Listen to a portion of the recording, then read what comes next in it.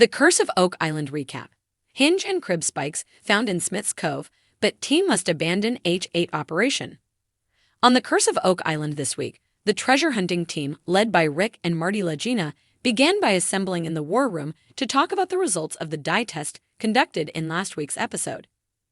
After the team pumped between 2.25 million gallons of water stained with fluorescent red dye to points on and around the island, they saw rusty seepage in Smith's Cove that had not been there prior. Later, the rust-colored water trickle tested positive for traces of the red dye. The team believe that this evidence indicates there is something significant underneath the crane pad in the cove, and hope that the finding is consistent with a plugged flood tunnel. Metal detecting expert Gary Drayton was the first to spot the reddish flow and noted all the rocks turned an orangey-brown color where water flowed over the rocks, and that he had never seen that color in the area before. Because the crane pad is built over the spot that the team now hope to find a convergence point that leads to the money pit, they need to talk to Irving Equipment Limited before any further exploration can take place. Crate Tester concedes that digging underneath the pad would be a pain, but he wants to follow the water flow and get all of the work done that they can this year while the cofferdam is in place.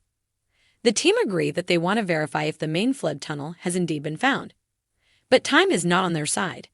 They will need additional environmental permits in order to expand their excavation efforts, as well as securing an extension on the present permit if they want to keep the 525-foot cofferdam in place. With summer almost over and their government permits set to expire, Rick and Marty acknowledge that they must move quickly to complete their desired work, including figuring out what numerous unearthed and undocumented structures represent. These include enigmatic L and U-shaped structures, a concrete wall, a slipway, and evidence of a stone box drain. Meanwhile, at Smith's Cove, archaeologist Laird Niven announces that the entire slipway is now exposed. The next step is to disassemble the structure in order to search underneath for clues and artifacts. To date, no one is certain of the intended purpose of the wood configuration. Was the slipway a secret wharf that allowed for the unloading of valuable treasures onto Oak Island? It is hoped that whatever is found underneath the massive structure will yield conclusive answers. Also at Smith's Cove, Jack Begley and Gary find several cryptic items in the spoils. "Oh, that is a beauty," says Gary. "This looks old. This frickin' reminds me of some kind of a spear point." The long, slender metal object he has uncovered looks to him like a projectile of some kind, maybe a spear tip.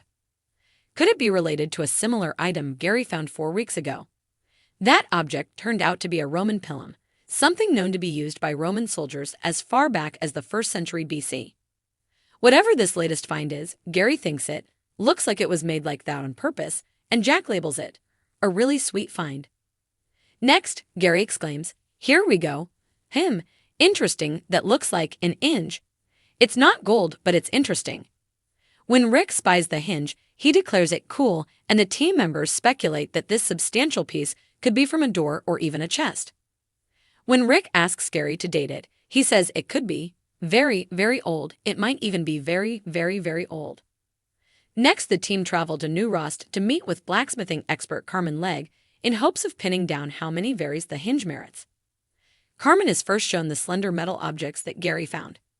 He declares them to be crib spikes, items used to make wharves, derricks, and platforms, and dates them to between 1650 to 1800. Could they have been used in the construction of the slipway? Next, Carmen describes the massive hinge as very, very old. Just how old are 2 varies versus 3 varies? Carmen thinks the hinge dates to before 1800, possibly as far back as the early 1600s, believing it could be evidence that leads them to the flood tunnels, and Rick is happy because they are making substantial finds. In the Money Pit area, the team meet with Irving Equipment Limited and Vanessa Lucido of Rossi Equipment, where 2 weeks ago borehole H8, believed to be above the Money Pit, began to collapse. Although the massive caisson was successfully stabilized with a vibrohammer, they are told that the area is still too unstable and unsafe to continue excavating. Marty calls the circumstance a full stop, labeling the situation frustrating.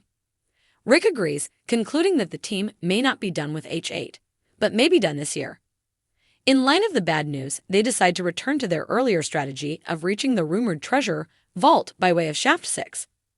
Rick has high hopes, saying if there's anything to be found in the money pit, it's in that shaft. In fact, the team scored a success in the shaft when they found evidence of a 19th century searcher tunnel.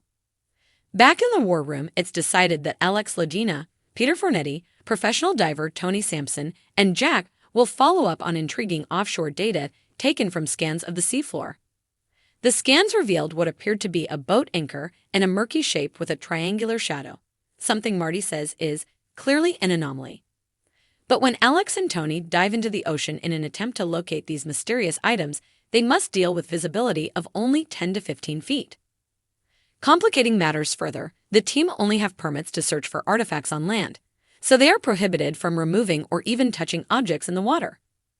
Even so, while it is against the law to disturb any item they find, they are excited when they discover that they have located the triangular formation.